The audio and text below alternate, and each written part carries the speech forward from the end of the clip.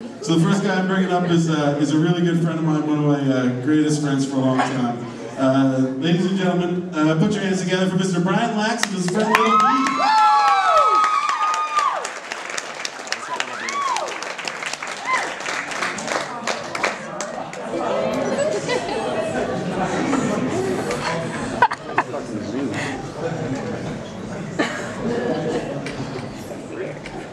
Thanks, Tim. Well, the club asked me to read this disclaimer before we start tonight. So it's the Time to Laugh Comedy Club and its owners and employees and its parent company, Kingston Biohazard Removal and Kids Bikes Inc., take no responsibility for the laundering or dry cleaning of clothes in the event that you laugh so hard you shit your pants. Thank you for your understanding. Seems kind of weird, but I guess there was an incident last week. So, well, I'd like to start out with an impression. This is my impression of Jerry Seinfeld, if he were a serial killer. Excuse me, could you give me directions to Smith Street? Oh, you're not from around here? Well, can you get in my van and help me read this map?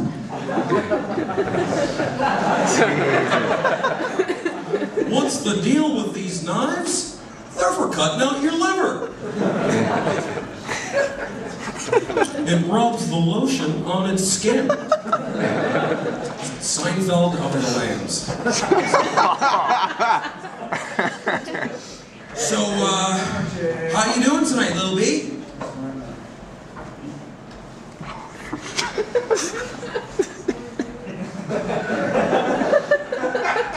So my name's Brian Lax. Some people find that kind of an interesting name, I guess, and they're like, Lax, where does your name come from? And well, it was my grandfather's name, and he was from Sweden. And they're like, oh, so it's a Swedish name, so what does Lax mean in English? And I always find that kind of a strange question because, you know, Miller or Johnson or whatever, you know, what do those mean? They don't really mean anything. It's just a name. But just to fuck around with people, I'll tell them that in English, Lax means banana pouch. Really? Yeah. Well, now that I'm in show business, you know, I figured I gotta get a new name, something with a little more pizzazz, you know, some kick, something that's people are gonna remember. And I thought about it for a while, and I came up with Ingeldink Humpercock. But my manager said, no, it's no good, some people might get offended. And I'm like, oh, that's funny, because I was actually going to put balls in there too. So it was like Ingeldink, Humpercock, and balls. The third. And balls. And he said, no. I said, okay, well, maybe we can compromise. I'll leave the dick in, but I'll take the cock out. And he said, you better not, you might hurt your back. So, gonna go with something easy then. White bread, don't want to offend anyone at all. Osama Stalin. Finn Hitler. Von Harper.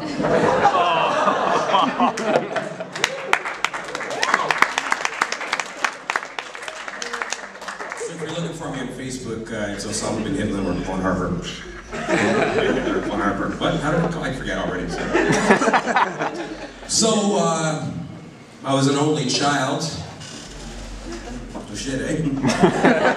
Explains a lot, I guess. But, well, it can be kind of lonely sometimes, you know, but what do you do when you're an only child? You create an imaginary friend. That's right, yeah. When I was growing up, my imaginary friend, Suzanne Summers. Yeah, we get along great. We must have watched Three's Company 1,000 times behind my locked bedroom door. You know what I mean?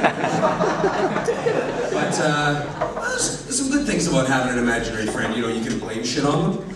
Like, my mother would be like, Brian, what happened to all the Kleenex? I don't know. Suzanne must have used it, you know. Rolled it up into little balls and threw it under my bed. But, I don't know, my parents thought it It was getting a little weird at one point. I remember my mother was like, hey Brian, why don't you go outside and play soccer with your friends? And I'm like, well, Suzanne just got her period. She wants me to rub her back. Probably just gonna sit under a blanket and watch a movie or something. Well, I'm a single guy.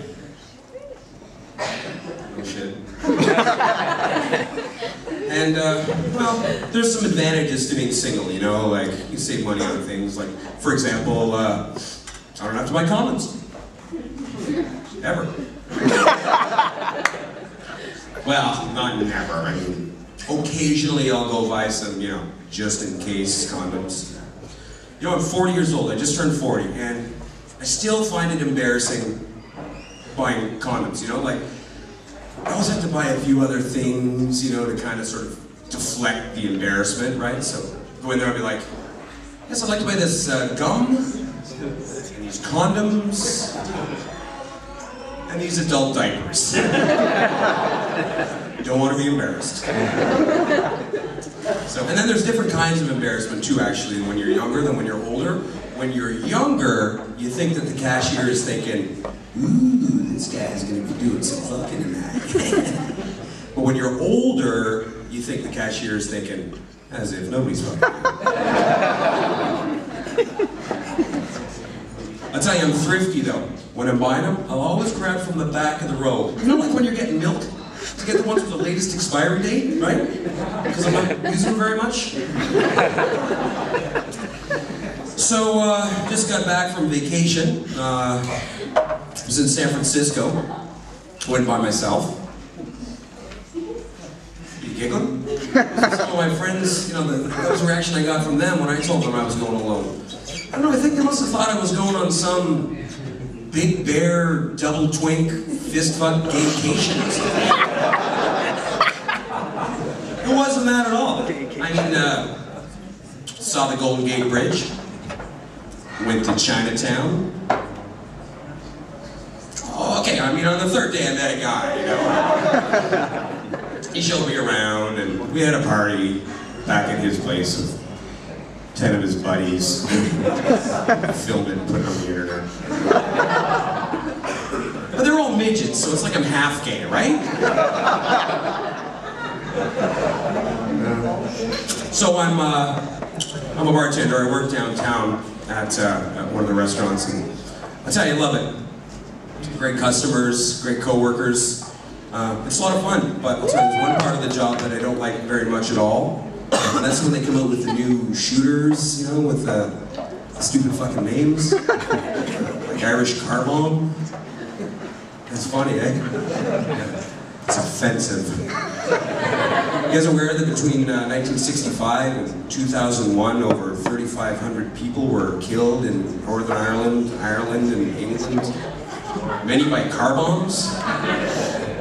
Now we got 20-year-old douchebags commemorating this by dropping a shot of Bailey's into a glass of Guinness. Dude, I'm so wasted. Yeah, so are a lot of lives. Even something else. Leprechaun's lunch. So then, and then there's all those shooters, you know, with the sexy names, right? Like blowjob, orgasm, slippery nipple. The one I hate the most, juicy pussy. It's actually a shooter, right? It's like Bailey's, Frangelico, and pineapple juice. I refuse to make it. If a 20-year-old girl walks up to my bar and says, hey, can I have 4 juicy pussies, please? I'm like, you know what? That's what I asked for my last birthday. And I didn't get them either.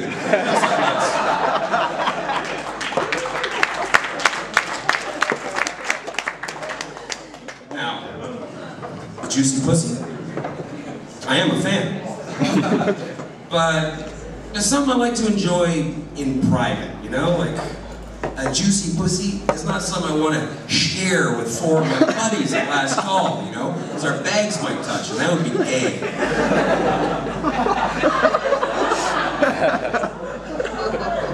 So, I guess some people have told me I got a bit of a dirty mouth sometimes. I Could get me into trouble, I guess, but, well, I'll give you an example. A couple weeks ago, I was at the doctor, and he was like, what seems to be the problem? And I said, well, I got this pain in my fucking balls. And he said, I beg your pardon? And he was an old guy, right, so I figured he couldn't hear me, so like, I got this pain in my balls. And he said, yeah, you got a problem with your mouth. And I'm like, cramps, it's my balls, you know. And he said, would you talk to your mother that way? And I was like, it was my mother that told me to quit bitching about my balls and go see a fucking doctor. So, Little B, what'd you think about the budget there the other night?